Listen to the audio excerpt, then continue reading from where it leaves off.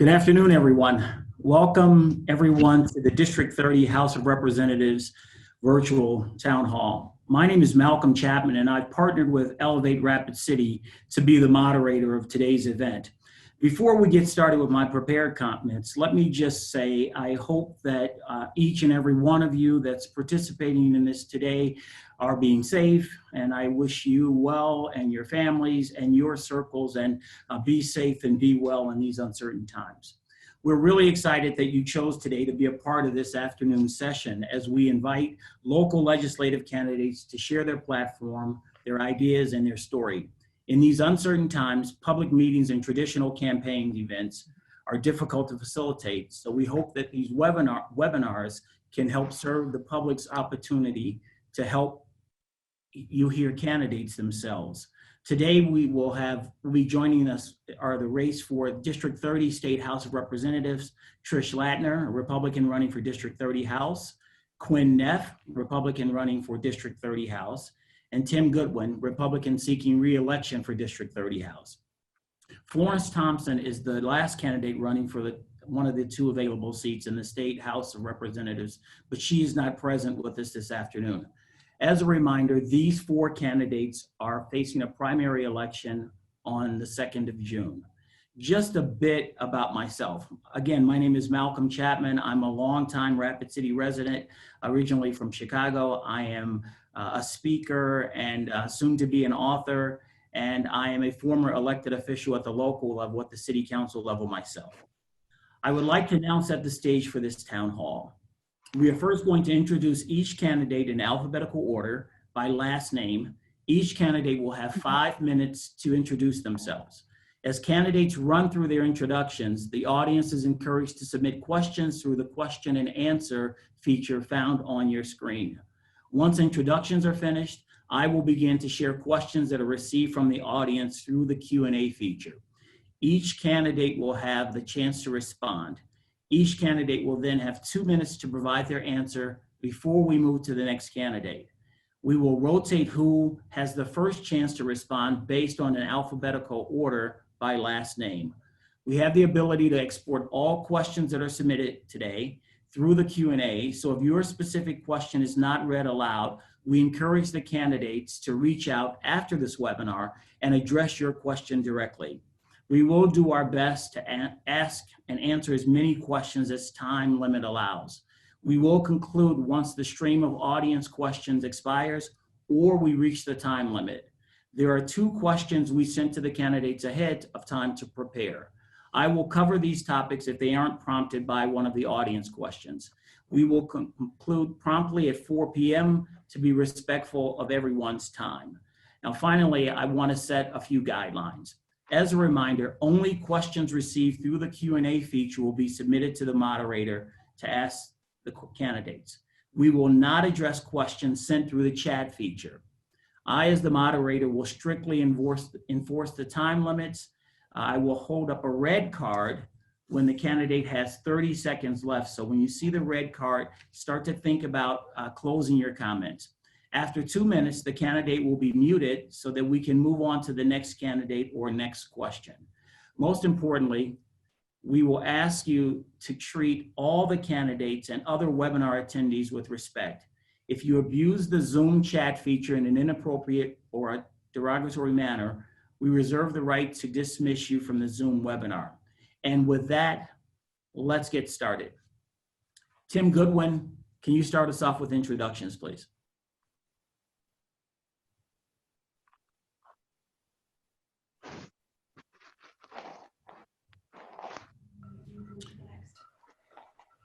We're having technical difficulties getting Tim on, so we'll have Malcolm move to the next. So we'll move to our next candidate, and we'll move to Trish Latner. Hi. Trish, you can start. You have 5 minutes. Okay. Good afternoon. First of all, I'd like to thank the Elevate team for hosting this virtual town hall. I really appreciate the opportunity to virtually meet with you and to introduce myself today. By respecting the stay-at-home orders, we haven't been putting up signs, going door to door, or shaking hands. But to learn more about me, you can go to my website, trishforsouthdakota.com. My name is Trish Ladner.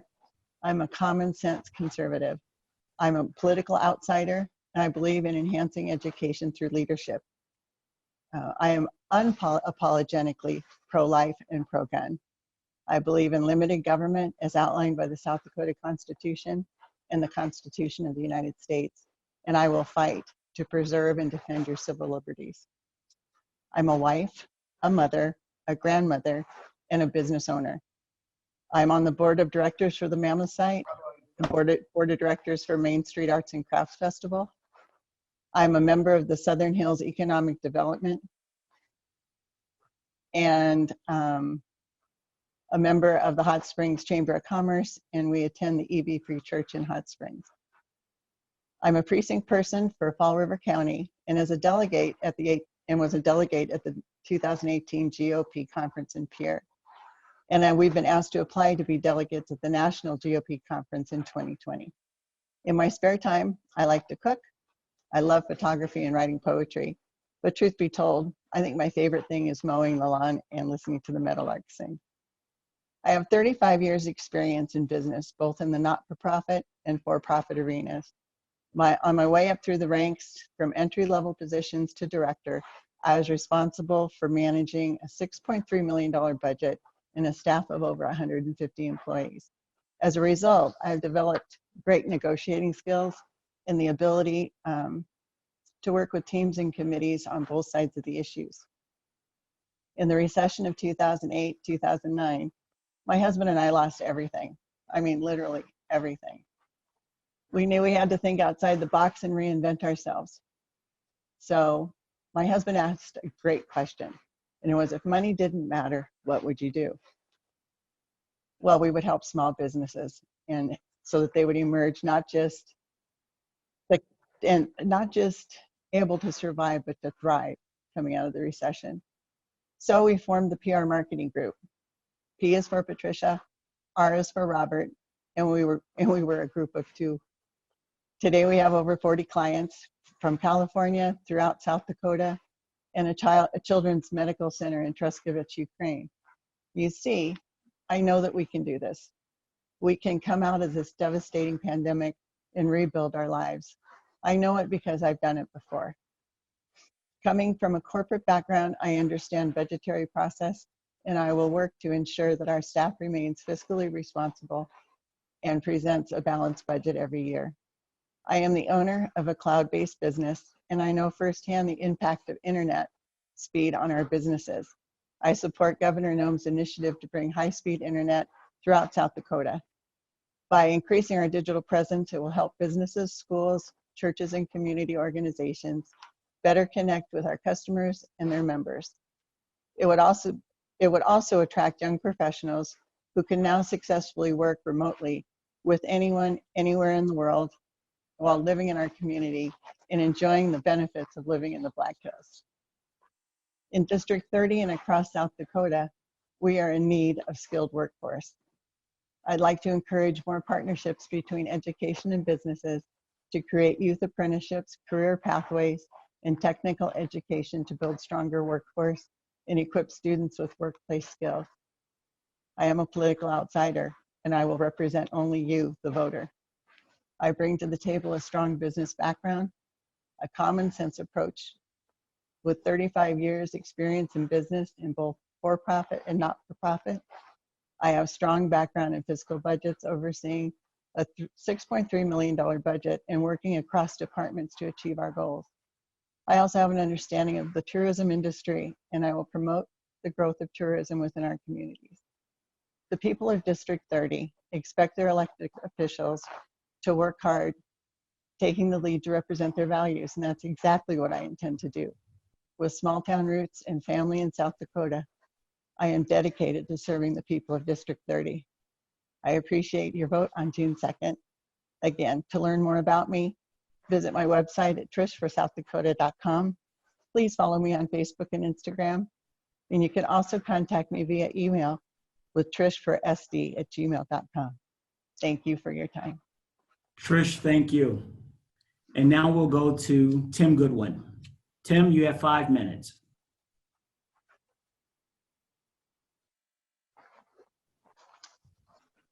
Oh, my picture went away, but am I on? Do you hear me? Yes, we can. Well, my picture shows up as Anna Hayes, but I guess that's a better picture than me anyway, so I'll take it. Here she, hear me loud and clear, Malcolm? I can, Tim. Okay. Oh, she's gonna put my picture back up. You're not gonna like this. There I go. Okay, here I am. Welcome, Tim. I was gonna do this at my house, and we tried this the other night with another deal, and I had intermittent internet service. So I thought, well, maybe I'll just go down to the office and do it. So wouldn't you know, my water heater was out this morning, and of course, I think it's going to. So I left home about 15 minutes to get to the office, and it's about a 30-minute drive. So I was a little bit late getting here. So they've been really gracious and got me hooked up. I'm in the same building you are, Malcolm, someplace, but I'm in one of these little conference rooms. Anyway, my name's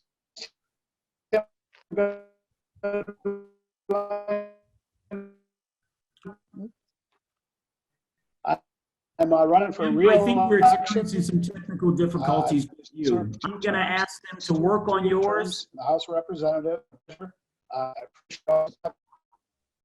We can't, I can't hear. Move to Quinn. We're gonna get him out of there. Move to Quinn. Okay.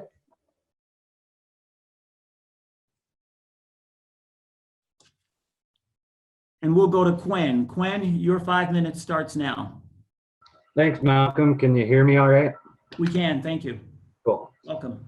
My name is Quinn Neff. I grew up in Hill City. As a kid, I worked in the tourism industry, scooping ice cream and washing dishes. I graduated from high school in Hill City, and I stuck around the area and worked in the timber and construction and excavating industries. And then I attended South Dakota School of Mines. I graduated with a degree in interdisciplinary sciences with a focus on geology and GIS mapping. And I currently work as a consultant in the mineral industries. And just to give everybody some background on the experience I have that I think kind of fits for this job, I have a background in local government, the federal government, and the private sector. I first got involved in local government shortly after high school. I assisted the city of Hill City with their new wastewater treatment facility. My job was to track the funding. It's a $4.5 million project, and I tracked the funding that came from a different array of federal and state agencies. Through college, I continued that work. I assisted the community of Piedmont, Long Valley Sanitary District, and Green Valley Sanitary District out by the airport with water and wastewater funding projects. After college, I got elected to the Keystone Town Board. And the first thing I did in Keystone was work to upgrade our wastewater treatment facility. And we worked to get funding for that. And I currently serve on the Keystone Town Board, and one of my main focus is infrastructure, water and wastewater, and parking here in Keystone. My federal experience, I spent a couple years working for Senator Mike Rounds, and a lot of people, including myself at the time, wondered what you do at a senator's office. And as a constituent service representative, you just assist anybody and everybody with any issues related to the federal government, any agency. I'd say 50% of my time was spent assisting veterans with the multitude of issues that come with the VA. And the other half I spent working on natural resource issues, whether it be issues with the Forest Service, helping our local farmers and ranchers with many issues that come with agriculture. So I think I bring experience from the local level, the federal, and the private sector. And then the private sector ranges from tourism to natural resource industries. And I believe that's good experience to go serve the people of District 30 out in Pierre. So if I was elected, in all my conversations with people throughout District 30, I believe the issues can kind of be summed up in three broad categories. And so tourism, timber, and teachers are the three things I think in District 30 that are important. And related to tourism, I certainly, serving on the Keystone Board, certainly understand the importance of the tourism industry to our communities. I understand the challenges, the workforce shortages, infrastructure needs, and obviously the current situation with COVID-19. With the timber industry, I worked in the timber industry, and I know the importance of that to many of my friends and residents in District 30. It's their livelihoods. So I'll be a strong voice for the timber industry and also work hard to make sure that our forest is sustainable well into the future. And then thirdly, teachers. I know over the last couple of years, teacher pay has been a big issue. And right along with that comes the property tax issue. So going out to Pier, it's going to be important that we balance that teacher pay, but also be focused on trying to lower property taxes for the residents in District 30. And I just want to thank Malcolm, Rachel, Anna for putting this together in a unique time and being innovative. And I'll just let everybody know it's my first time really getting on social media. So I have a Facebook page, Quinn Neff for District 30, or you can email me at quinnneff@gmail. It's Quinn with a K, Kwinn. And I look forward to earning your vote and to be your voice out in Pier. And look forward to answering your questions, and thank everyone for taking the time to participate. Thanks, Malcolm. Quinn, thank you. I think we do have Tim on now, but it'll just be joining us by phone. So Tim.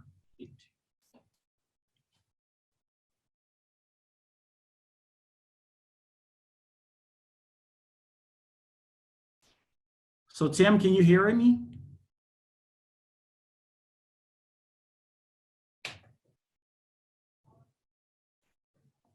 I think we're still experiencing some technical difficulties here, and I want to make sure that Tim gets a chance to introduce himself as well. But if he's not joining us in another minute. Can you hear me now? Yes, Tim, are you here?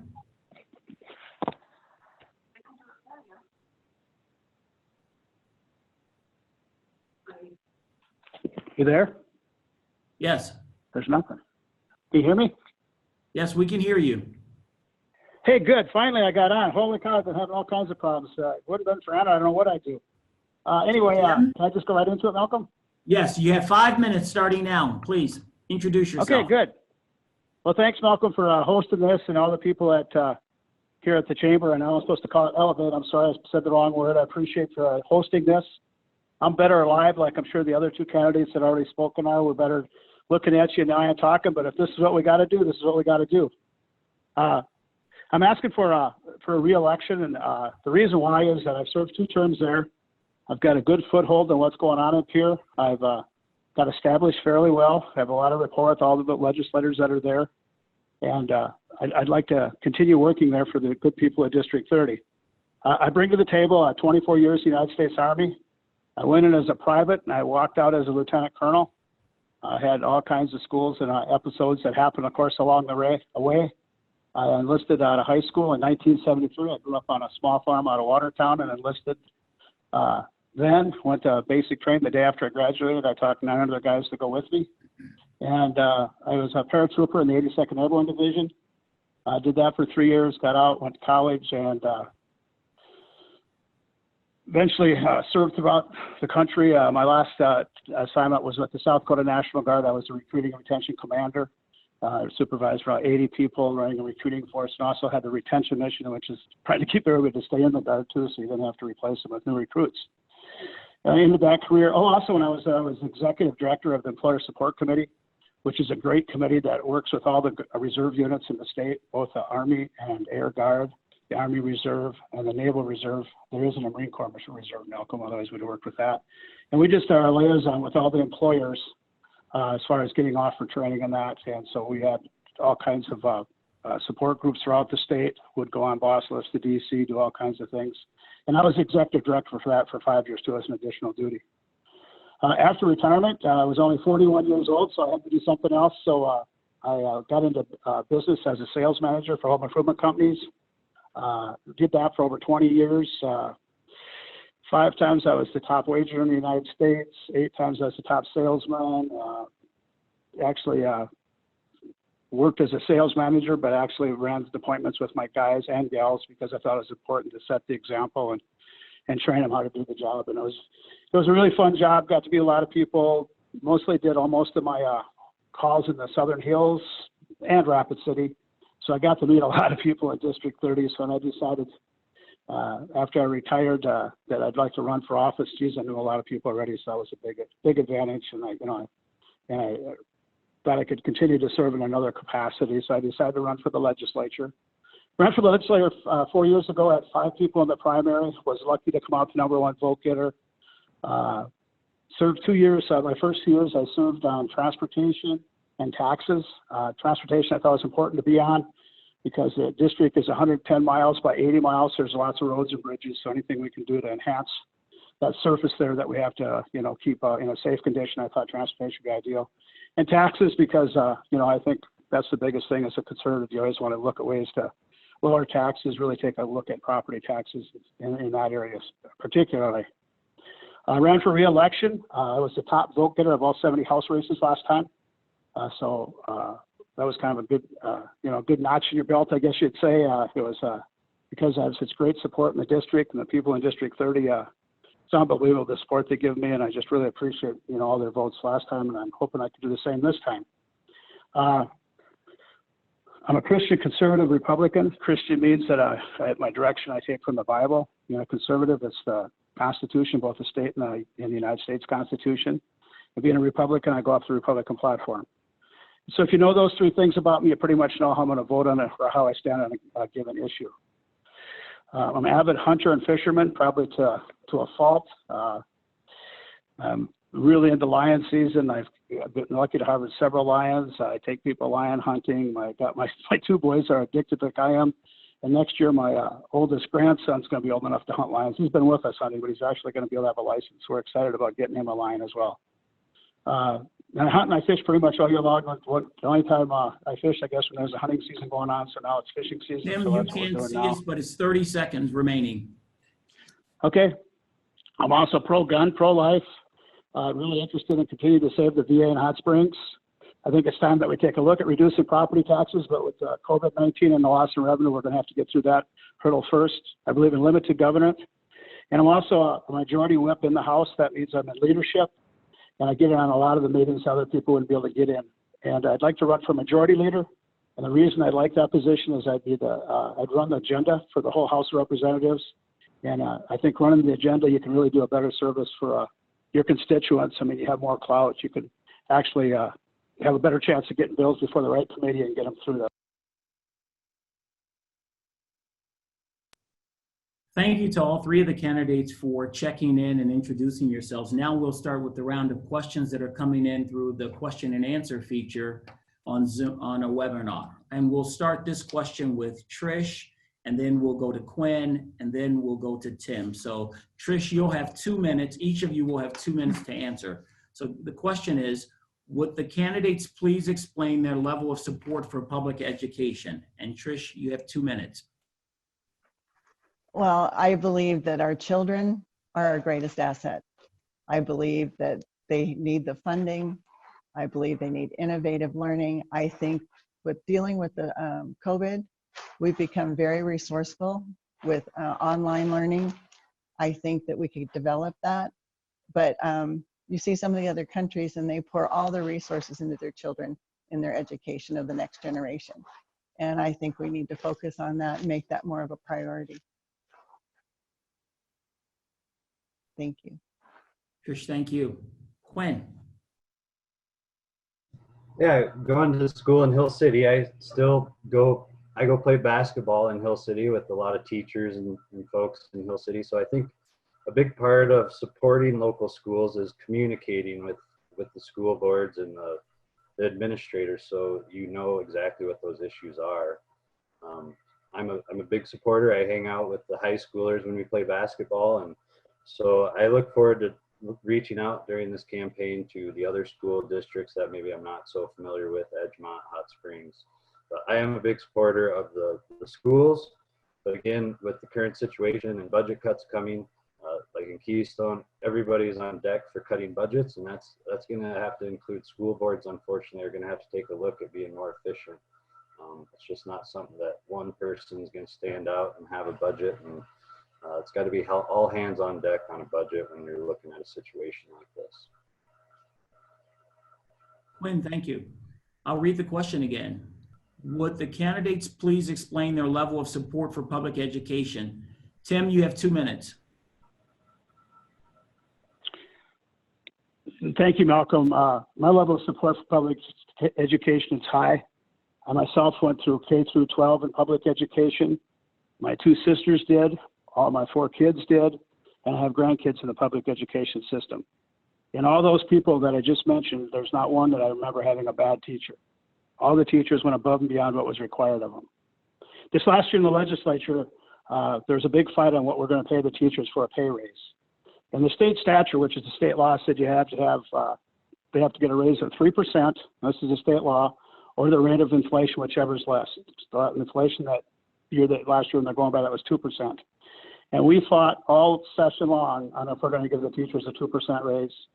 And I was the lone dog at the beginning of session saying they should get one. And finally, at the end of the session, we did pass it where they got a 2% pay raise. I was not going to come back to my constituents and say that we went against the state law.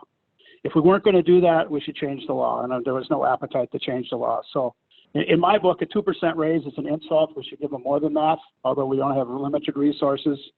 So we're going to have to come out of this COVID-19 and see where we're at. But public education, I think, is our future. It's our children and our grandchildren, and I will do everything I can to fight for them like I've proven I have in the past. Thank you. Tim, thank you. Our next question will start with Quinn. And the question is, given the impact of COVID-19 on our state's revenues, how would you balance the budget while ensuring the K-12 education funding commitment to our children? Thanks, Malcolm. So serving in local government, I think one thing local leaders learn is that revenues are generated from the bottom up. They don't come from the state of South Dakota down to us. So since schools depend on property taxes, anything the state can do to help local communities through this revenue shortage, whether it be supporting our seasonal businesses or providing us the tools to build that infrastructure that communities need to grow those revenues, I think those are the tools that are going to be used to, in the end, support our schools. Because just doing a statewide, sales tax, that's not creating revenues. That's just more taxes. So I think the big point for recovering from this is realizing that our local communities are the ones that generate those revenues, and we have to find the ways to do that going forward.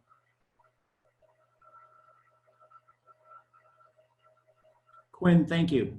Tim, the same question. Given the impact of COVID-19 on our state's revenues, how would you balance the budget while ensuring K-12 education funding commitment to our children? My audio is messed up. It's Tim's question. I can't Thank you. hear you. You're scrambling. Thank you.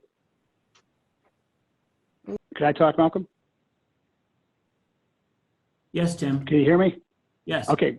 COVID-19, of course, the big question is how much of impact is that on the budget? It's hard to say how you're going to balance something you don't know what a big hit that we've taken. Although we do have $200 million in reserve. I was talking with some of the state staff and the governor on that, and of course that's for a rainy day, but this is a rainy day. Newsflash, this is a rainy day. So we got $200 million there that we could use because we're going to have to balance it. We're going to go back in here the end of June, it looks like, for 3 days and have I don't know if we're going to call it a special session. We still have 3 days left in our legislative calendar that we can use. So we got to do that. Got to figure out where we're at that point, and then we got to move forward into next year. But in all cases, I will be at the table and I'll be fighting that education gets the same funding. That's what we have to do. It's our obligation to our future and to our children. And so that'll be on the top of the burner. Maybe we'll have to do a 20% cut in state employees. That's the way it works when revenue's down and business expenses are the same. You do a reduction in force. We got 14,014 state employees. 20% would be 2,800 of them at 80,000 a year. That's about 200 million right there, 280 to 200 million. And we might have to do that. It's going to be tough. Or maybe upon retirements, not hire back, things like that. So we're going to have to look at that. It's going to be, we got to do what's right for the people, but education's we still have to keep our schools going. Thank you. Trish, I know you didn't hear the question earlier, but the question is, given the impact of COVID-19 on states' revenue, how would you balance the budget while ensuring K-12 education funding commitment to our children? And you have 2 minutes. Can you hear me? Yes. I think that we need to look at areas that we have excess spending in. We need to rework the budget. We need to take a serious look at providing for our children, and first, not second and not third. With reallocation of some of the budgets and some of the funds, I think we can make those budgetary needs for our kids and for the schools and for the teachers. We have to remember, with COVID, our tax revenue is going to be down. Businesses have been sheltered in place and closed. So we're going to have to get very creative. We're going to have to think outside the box. And we're going to have to be innovative. And that may include some more digital education and different arenas that we focus on that may be more cost effective in the education field. Trish, thank you. Our next question is, and we'll start with Tim. In regard to the COVID-19 pandemic, what do you think should be the first thing that South Dakota legislature should do to help all of South Dakota get back to normal? Well, the one thing we've got going for us in South Dakota is the governor never did shut everything down like in some states. You know, she let the people use common sense and pretty much let the municipalities decide what they were going to do. So I think we're ahead of everybody else. We've also, by just having self-discipline, social distancing, we don't have the COVID-19 cases like other states. For example, in District 30, I think we've had 2 cases in Fall River County, 0 in Custer County. And it's hard to separate Pennington County out because we're in the rural part, not the actual part that's in Rapid City. The district doesn't cover any of Rapid City. So I think we're in good shape that way. It's important that we get back to work and we get the economy going and we get people, you know, getting a paycheck coming back in, and we get things back to some semi-normal. And I think we're way ahead of the other states. And I think the governor's done a really good job about not overreacting and doing a sensible approach. And, you know, as far as District 32 goes, District 30 also goes is that, you know, we're a tourism district. Gas is $1.50 a gallon. If I was in New York, I would look at South Dakota and say, let's go camp in South Dakota until this blows over. $1.50 gas, we could go there and we could live pretty cheap and we'd be in a pretty safe environment. Thank you. Tim, thank you.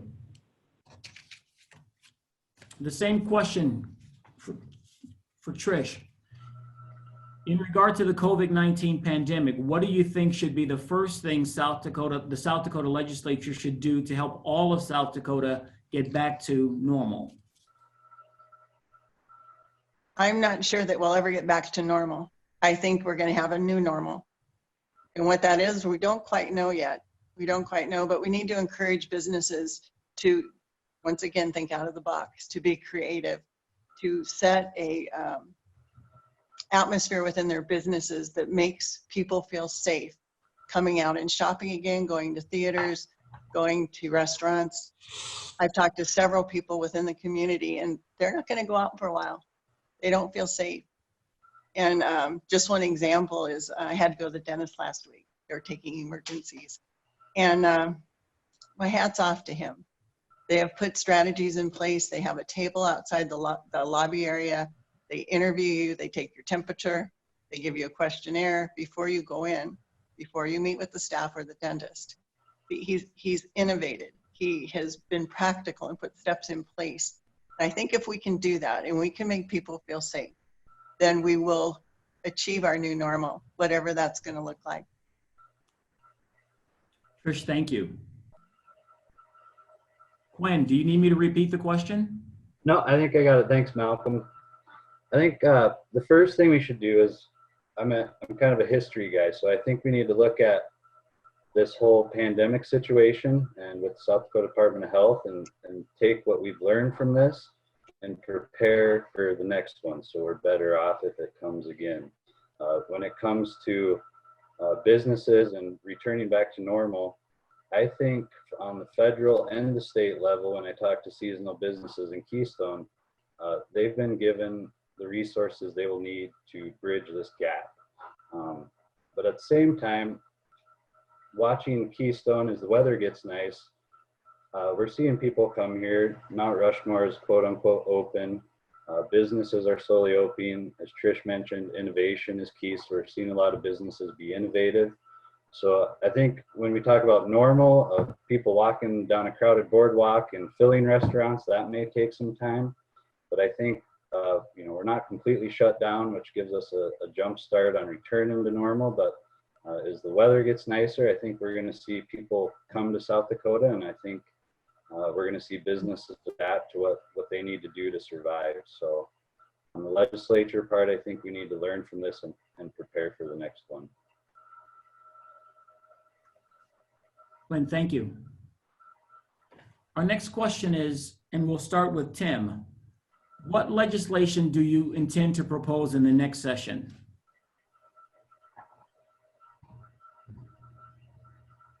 I have a few bills that I tried to get through last time that we'll probably have to bring back. One of them was as far as doing a bond issue. It's going to have it where it can only be in the June primary or the November general election, or the first Tuesday in June or the same time in November. So that's the only time a bond issue could be. I mean, we had one in Rapid City that we had an election on February 25th, which was a disaster with a snowstorm. It was too bad to have school, but it wasn't too bad to keep the polls open. So I don't want that to happen again. I'm not saying which way we should have won the bond. I'm just saying that we shouldn't have where we have voter suppression and do things when snowbirds are gone and then elderly can't get out. So I'm going to have that bill. Got it through the House last year. It's going to go to the Senate. I have to clean up a couple of things on it. We'll be good on that. Also, we just got to see where we're at with the COVID-19 as far as the revenue goes. We can't really spot off and say we're going to do this, we're going to do that. We've had something happen that's never happened in the history of our state, and we don't know where we're at. The other question about the COVID-19, as far as balancing the budget, well, you got to give me the numbers. We don't even know what the revenue numbers shortfall is, and so we got to see that, and we're going to have to react to that and do some of those innovative things. So probably the best answer to that would be some type of damage control where we don't really get the public by our services, but at the same time, we have a constitutional amendment where we have to balance the budget every year. And I think that's really important. I heard President Trump talk about the other day that he mentioned South Dakota by name, that they can't do deficit spending, and I can't imagine us going down that way. So Tim, hopefully the other thing that we got going is we're getting a lot of federal money to help us with COVID-19, but it's earmarked where it can be spent. And the legislature and the governor is working on that right now so that we can spend it on what we need it on. We don't need it to buy masks and gowns. We need it to actually shore up some of the revenue shortcomings. So if we have enough money, it looks like, with that, if we could spend it the way we want to spend it. So hopefully we can get some headway with that and be able to use those monies where we need them in South Dakota. Thank you. Trish, what legislation do you intend to propose the next session? I would like to see us make it the avenue easier for businesses to obtain help, especially on the heels of the pandemic.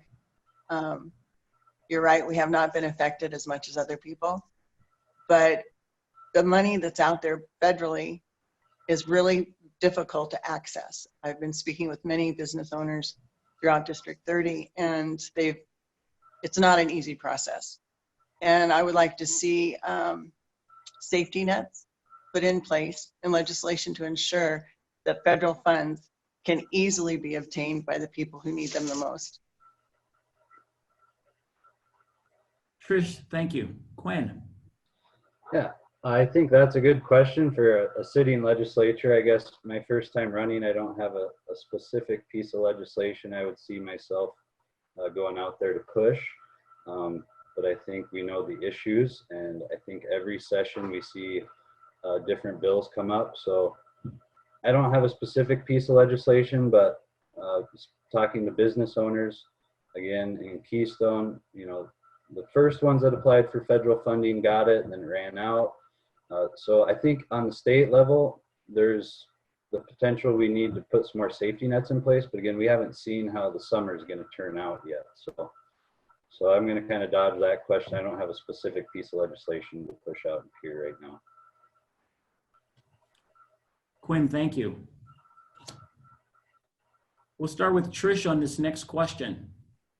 Why are you the best candidate for this position in the state legislature? And what differentiates you as a leader in the community? I'm sorry, I didn't hear the second part. What differentiates you as a leader in this community? I come with 35 plus years experience, includes managing staff, managing a $6.3 million budget. I have experience listening to and negotiating with various groups and committees in order to achieve our beneficial outcomes. And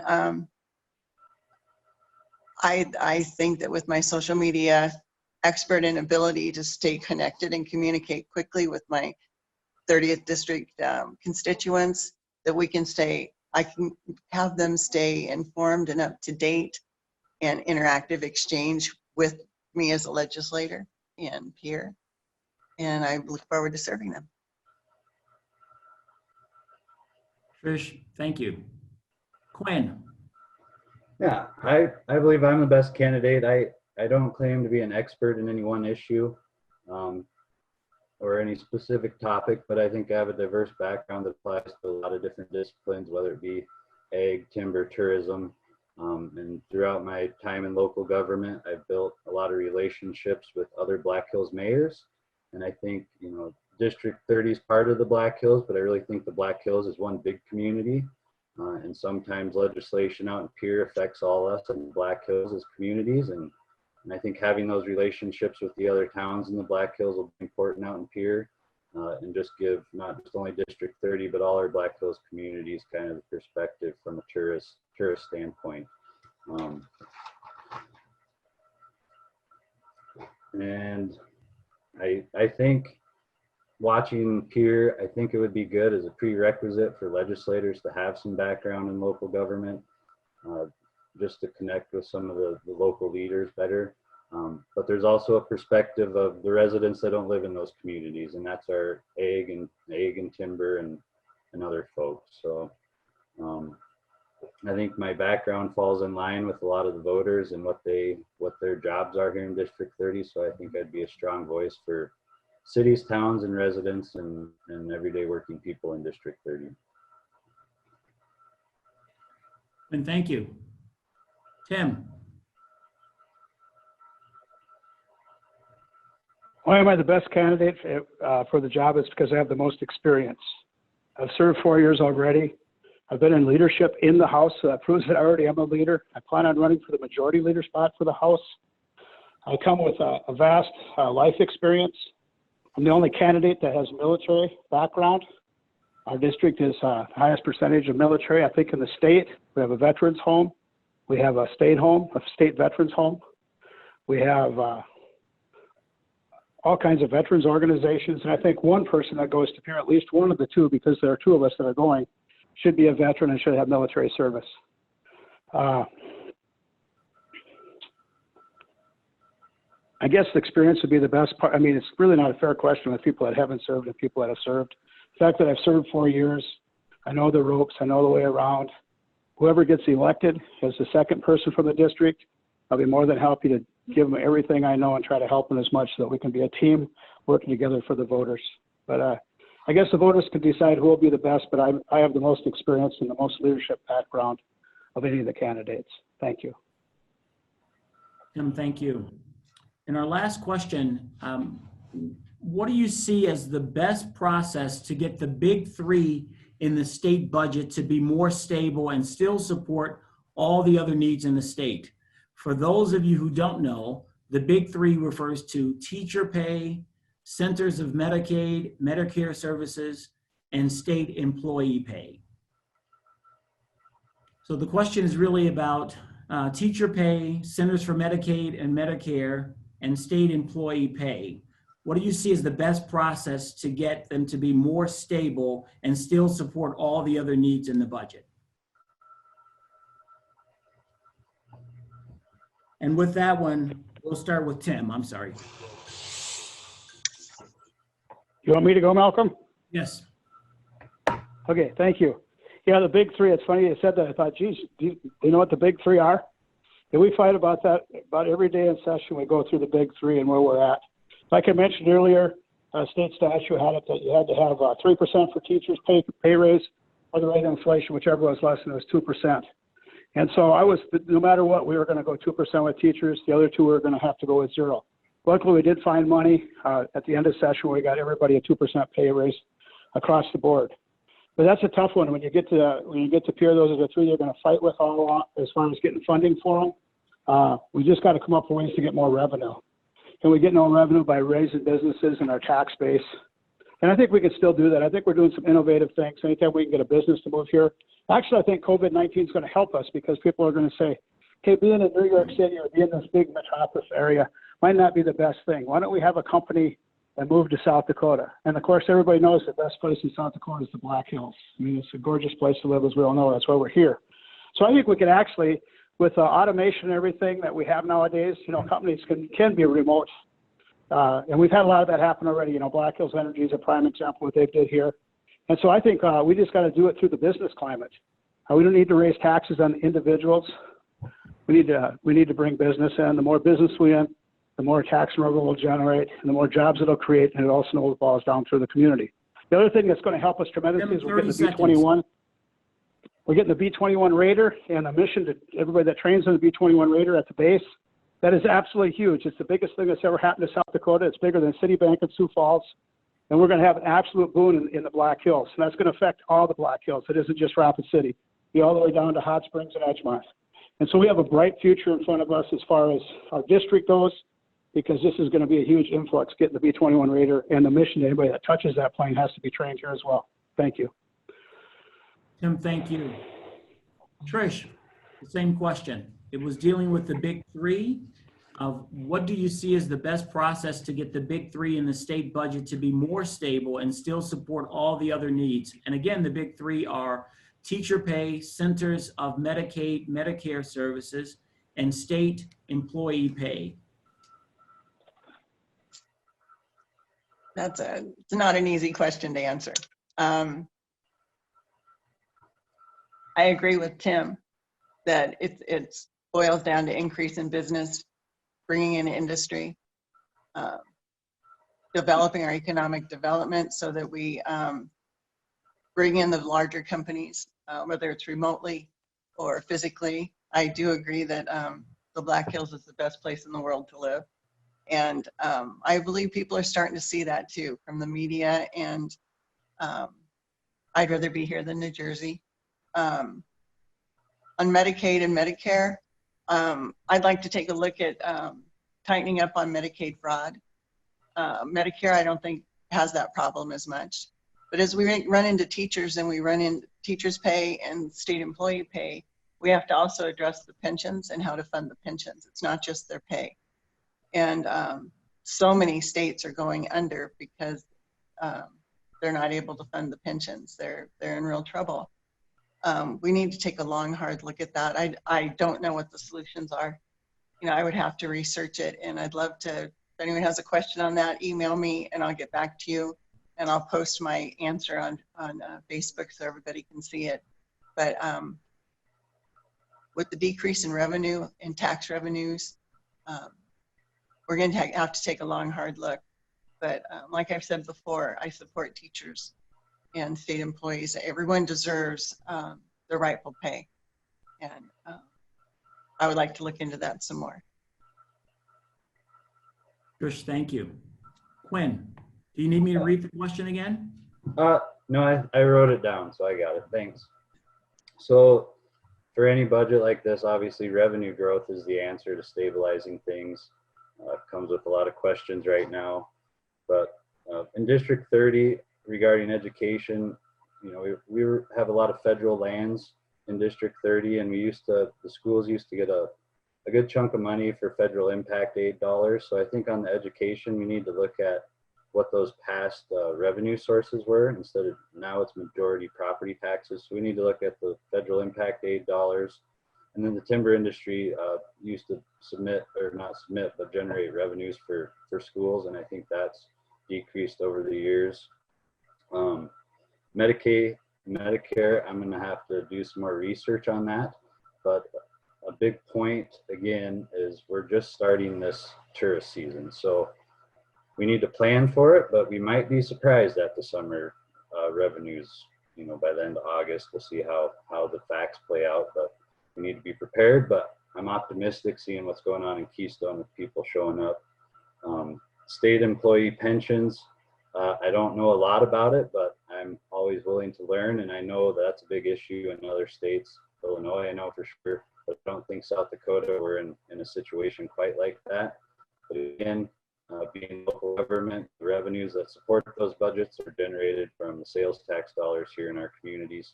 So anything the state can do to help cities grow only helps the state budget. And then I think there will be a big four, maybe. I'll just throw that out there for agriculture. I think ag particularly has been hit hard in South Dakota from this, on top of the trade issues. So I think ag is going to be right up there, and that might be one of the first things the state legislature should do to help is our local farmers and ranchers. And thank you. Well, it's time to conclude our time together, but we have one final opportunity for 1 minute closing comment from each candidate. And with that, we'll start with Quinn. Thank you, Malcolm. In closing, I would say, this whole situation that's come up kind of motivated me to run. Working from home, getting stir crazy, I decided I'd run. I wanted to provide another option for District 30. Being in local government is going to be important right now, and being in Keystone, we have just announced that fireworks are possibly still on. We're heading up a committee in Keystone to deal with the parking and all the issues that come along with that, let alone all the people we may expect during COVID-19. So there's a lot of unique issues that are going to come up, and I think having that local government experience right now is going to be important, because these are the communities that are going to generate revenues to bring us back. So I hope to earn everybody's vote with my background and experience. And thanks for hosting, Malcolm. You're more than welcome. Tim, closing comments. You get 1 minute, please. And thank you to Elevate and for all your efforts to put this on. And thanks to the listeners for tuning in and listening to us. I really appreciate it. I'd like to thank the other two candidates, Trish and Quinn, for also having the courage to run and for doing a great job. I don't know if you guys thought, it's hard to tell you're doing yourself, but I thought you did a great job. I'd just like to ask for your vote. I think I've proved myself the last 4 years, and I'd just like to have the opportunity to prove myself and continue going forward. And whoever we send from the district, if I'm lucky enough to be reelected, I will put them under my arm, and I will try to help them as much as I can. So we're a united front where we're here representing the district, and so we can get some stuff done for the actual district that we represent, and that then we don't fight against each other, and we have a united front. So I'm asking for your vote. Appreciate all the support you give me in the past, and I'm asking for one more time to check my name in the ballot box. Thank you very much. Tim, thank you. And Trish. Thank you for hosting this town hall. It's meant a lot to be able to virtually meet people, and thank you for attending, the people who have attended. I'm ready to work hard for District 30. I'm ready to take on the hard issues and address the hard questions, because there are going to be hard questions coming out of this pandemic, financially, taxes, emotionally, families who have lost their jobs, their livelihood, children who haven't gone to school that have to readjust and go back to normal routines. But I'm ready to work hard. Please appreciate your vote on June 2nd. Thank you for hosting today, and just thank you for the opportunity to be. Thank you. Just a big thank you to Quinn, to Trish, and to Tim for participating. And on behalf of myself and Elevate, we thank you. We thank the audience for the time you spent hearing District 30 House candidates. We are also very grateful for the candidates themselves for participating in this town hall as well, and sharing your perspectives today. Please keep in mind the date of June 2nd when the primary election will be held. If you have any questions about voting or the elections, please reach out to Elevate Rapid City. We are taking a short break now, and we'll begin the District 30 Senate candidates promptly at 4:15. You will need to find the separate registration link for the Senate candidates, so refer back to your email inbox. For those of you who still have time to register, please refer to the chat box where we posted the link to register for that session. And again, thank you all for participating. Thank you. Thank you.